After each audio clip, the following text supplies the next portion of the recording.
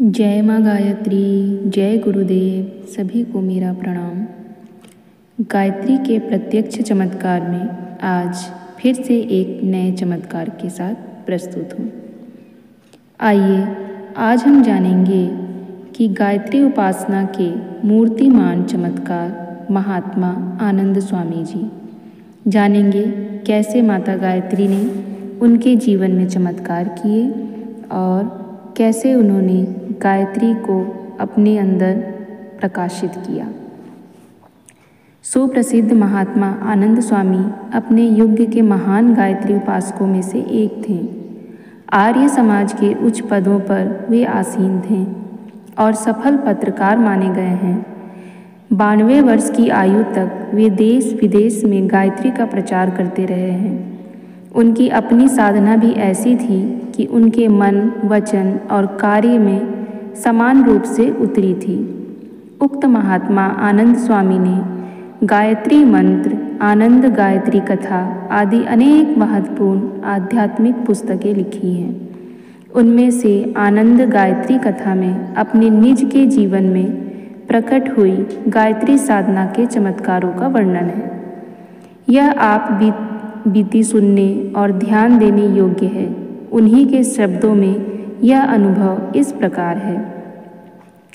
बचपन की बात है, मैं 6ठी या 7वीं कक्षा में पढ़ता था और बहुत ही बुद्धू था, कुछ नहीं आता था।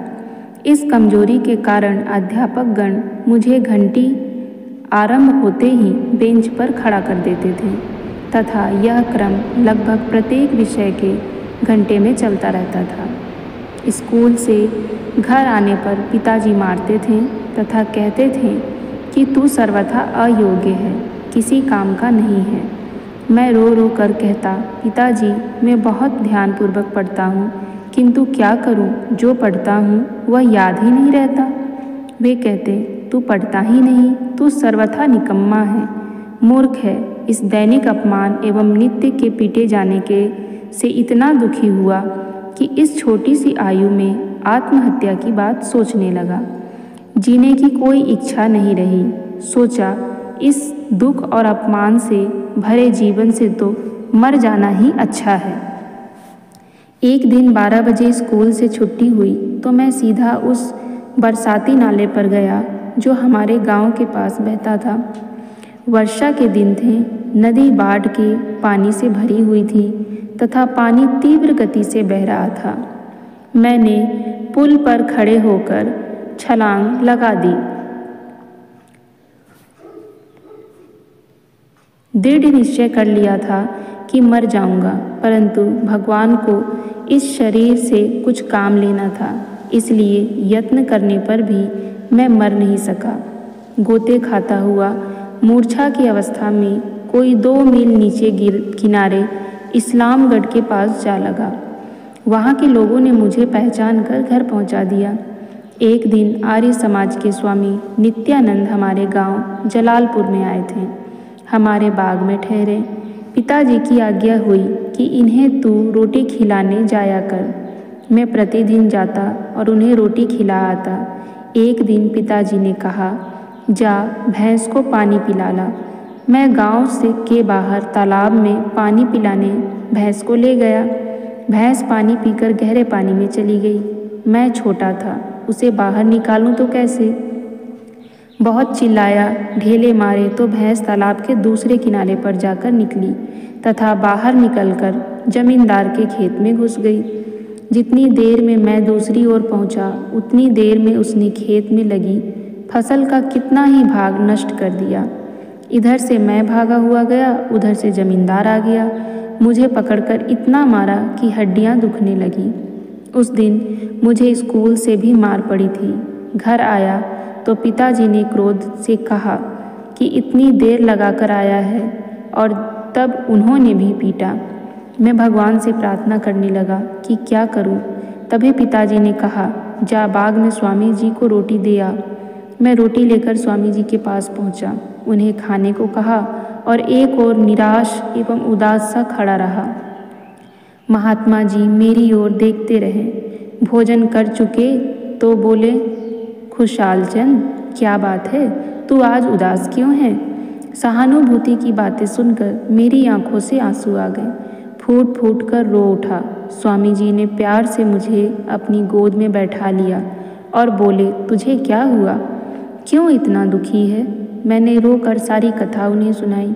उन्होंने बताया कि यत्न करने पर भी मुझे कुछ याद नहीं होता, मेरी बुद्धि खोटी है। उन्होंने कहा, आ बैठ मेरे पास, मैं इसकी औषधि बताता हूँ। एक कागज़ लेकर उन्होंने पेंसिल से गायत्री मंत्र लिख दिया और बोले, यह है तेरे रोग की औषधि। जब परिवार के सभी लोग सोए हुए हों, प्रातः 2-3 बजे उठकर स्नान करके इसका जाप किया कर। तब उन्होंने गायत्री मंत्र के अर्थ भी बताएं और जो अर्थ उन्होंने बताएं वह आज भी मुझे भूले नहीं हैं। तभी से मैं प्रातः उठने लगा। जप के लिए बैठने पर नींद आती थी। मेरी चोटी लंबी थी। मैंने छत में रस्सी बांध दी तथा उसका दूसरा सिरा अपनी चोटी में बांध लेता था, जिससे झपकी आते ही नींद खुल जाती। इस प्रकार 5-6 माह जप करते करते हो गए तो मैंने इसका प्रभाव देखना प्रारंभ किया। पहले परीक्षा होती थी तो मेरे सभी प्रश्न अशुद्ध हुआ करते थे। अब मैं पास होने लगा। अध्यापकों ने कहा कि तूने अवश्य किसी की नकल की है, तेरी सफलता की आशा न थी। मैंने कहा, नकल नहीं की, मैंने केवल गायत्री मंत्र का जप किया है। अध्यापकों को संभवतः यह बात समझ में नहीं आई, परंतु इसके बाद परीक्षा में मैं अच्छे नंबरों से पास होने लगा। इन्हीं दिनों मैंने एक कविता भी लिखी जिस पर हमारे गुरु अध्यापक ने 1 पाउंड पारितोषिक में मुझे दिया। मैंने घर पिताजी को कविता एवं पारितोषिक दिखाया। उन्होंने मुझे 1 पाउंड और इनाम दिया। इसके कुछ महीने बाद एक और घटना हुई। आर्य समाज जलालपुर जट्टा का वार्षिक उत्सव था। महात्मा हंसराज जी एक व्याख्यान इस उत्सव में हुआ। मैंने महात्मा जी के व्याख्यान की रिपोर्ट तैयार करके उन्हें दिखाई। उन्होंने पूछा, तू किसका लड़का है? मैंने कहा, आर्य समाज के मंत्री लाला गणेश दास जी मेरे पिता हैं। उसी समय मेरे पिता आ गए। महात्मा जी ने मेरे पिता से पूछा, इस लड़के से क्या कराते हो? पिताजी ने कहा, यह पढ़ने में अच्छा नहीं है, इसके लिए जुराबे बुनने का कारखाना लगवा दिया है। महात्मा जी ने यह सुनकर कहा, इस काम के लिए यह लड़का ठीक नहीं, मुंशी जी, इसे मुझे दे दो, मैं इसे उस काम पर लगाऊंगा जिसके यह योग्य है। पिताजी ने कहा, मैं अस्वीकार कैसे कर सकता हूँ, यह आपका बच्चा है, जैसे आप चाहें करें। इसके कई दिनों बाद महात्मा जी का पत्र आया कि खुशाल चंद को लाहौर भेज दो। मैं वहाँ गया। आर्य गजट में 30 रुपया मासिक पर नौकर रख लिया गया। आर्य गजट में कार्य करते हुए इसका संपादक भी बना। इन्हीं दिनों मालावार में मोपाला विद्रोह हुआ। यवनों ने हजारों हिंदुओं की गर्दन काट डाली। कितनों को जबरन मुसलमान बना दिया गया। हिंदू मुस्लिम एकता के लिए कुछ ठोस कदम उठाया जाना आवश्यक था। देश के पत्र पत्रिकाएं इस दिशा में निष्क्रिय थे। हिंदुओं पर हो रहे अत्याचार को कोई भी छापना नहीं चाहता था। मैंने अनुभव किया कि इस प्रकार हिंदू मुस्लिम एकता कभी स्थापित न होगी। इसका विचार करके हमने हिंदुओं को संगठित करने एवं परस्पर एकता स्थापित करने के लिए मिलाप पत्र का प्रकाशन आरंभ किया। इसका उद्देश्य ही था हिंदू मुस्लिम एकता, आचरण को उन्नत करने की, सदाचार को प्रोत्साहन देने की, रक्षा करने की आकांक्षा उत्पन्न की जाए। माँ की कृपा से मिलाप पत्र का प्रकाशन सफल रहा। आरंभ में तो 1 लाख रुपए का घाटा हुआ, किंतु इतने पर भी चलता रहा। भगवान की कृपा होने लगी। मोटर गाड़ियाँ, मकान, गाय भैंस सभी कुछ हो गया। बेटे बेटियाँ, लाखों की संपत्ति, सब कुछ मिला, क्योंकि गायत्री माँ ने कहा कि मैं सब कुछ देती हूँ, धन दौलत बल कीर्ति सब कुछ।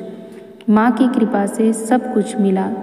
इन्हीं दिनों लाहौर के अंदर यूनिवर्सिटी हॉल में पंजाब के गवर्नर पर गोली चली। 4 युवक पकड़े गए। इन पर गवर्नर की हत्या करने की साजिश का अभियोग चला। मेरा पुत्र रणवीर भी इसमें से एक था। सेशन जज ने फांसी के दंड की आज्ञा सुना दी। तभी एक और दुर्घटना हुई। मैं जोगिंदर नगर आर्य समाज के उत्सव पर आया था। एक पत्थर से पांव फिसल गया। मैं पहाड़ के नीचे जा गिरा। रीढ़ की हड्डी टूट गई। घायल होकर लाहौर अस्पताल में पहुंचा। सारा शरीर प्लास्टर में जकड़ दिया गया। लोग रणवीर को फांसी की आज्ञा होने के कारण मेरे पास सहानुभूति प्रदर्शन के लिए आने लगे। सीढ़ियों पर चढ़ते समय वे रोना सा मुख बना लेते, आंखों में आंसू ले आते, किंतु वे जब हमारे पास आते तो उन्हें हंसता हुआ मिलता। वे मुझे मुस्कुराते हुए देखते तो अचंभे में कहते, तेरी छाती में हृदय है या पत्थर? बेटे को फांसी की आज्ञा हुई है, स्वयं तख्त पर पड़ा है, फिर भी हंसता है। तो इस पर मैं विश्वास के साथ कहता, सुनिए, यदि मेरा कल्याण इस बात में है कि मेरा बच्चा मेरे साथ न रहे तो वह कभी नहीं रहेगा, और यदि कल्याण इसमें है कि मेरा बच्चा बच जाए तो संसार की कोई शक्ति इसको मुझसे छीन नहीं सकेगी। लोग रणवीर के लिए रोते थे, किंतु मैं तो नहीं रोया। एक दिन स्वामी सत्यदेव जी, जो महाराजा जम्मू कश्मीर के गुरु थे, मिलने आए। मेरी तरफ देखकर बोले कि इतनी विपत्ति में भी तू इस प्रकार प्रसन्न रह सकता है, इस प्रकार हंस सकता है, तो तेरे बेटे को कौन छीन सकता है। और उनकी बात सत्य निकली। रणवीर का बाल बाका नहीं हुआ तथा अभियोग से बरी कर दिया। गायत्री माँ केवल लोक ही नहीं देती, परलोक भी देती है। लोक परलोक दोनों का सुधार करती है। आत्मा को पवित्र करने वाली यह माता आयु, प्राण, प्रजा, पशु, कीर्ति, धन, संपत्ति और ब्रह्म वर्चस्व को देकर ब्रह्मलोक को ले जाती है। इसलिए कीर्ति, धन, संपत्ति, संतान, बेटे बेटियां, मोटरे, संबंधी आदि सब कुछ देने के बाद इस प्यारी गायत्री माँ ने कहा, मार सबको लात, मेरे साथ आ, मैं ब्रह्मलोक को ले चलूंगी। सबको छोड़कर मैं गेरुए वस्त्र पहनकर माँ के दिखाए हुए मार्ग पर चल पड़ा। 8 वर्ष की आयु से लेकर अब तक एक भी दिन ऐसा नहीं याद कि जब मैंने गायत्री माँ की गोद में बैठकर अमृत ना पिया हो। यह सारी कहानी सुनाने का मात्र एक ही उद्देश्य था कि आजकल कलयुग अवश्य है, किंतु कलयुग में भी गायत्री की उपासना करने से वह सब कुछ मिलता है जो भीष्म पितामह ने युधिष्ठिर को बताया था, जो दूसरे ऋषियों, योगियों और महात्माओं ने बताया था, जो जगत गुरु शंकराचार्य, महर्षि दयानंद, गांधी, टैगोर, तिलक, रामकृष्ण ने बताया। वह असत्य नहीं हो सकता। अतः मैंने जीवन में स्वयं अनुभव करके देखा है। मैं कहता हूँ वह सत्य है, सत्य है, सत्य है। ओम शांति।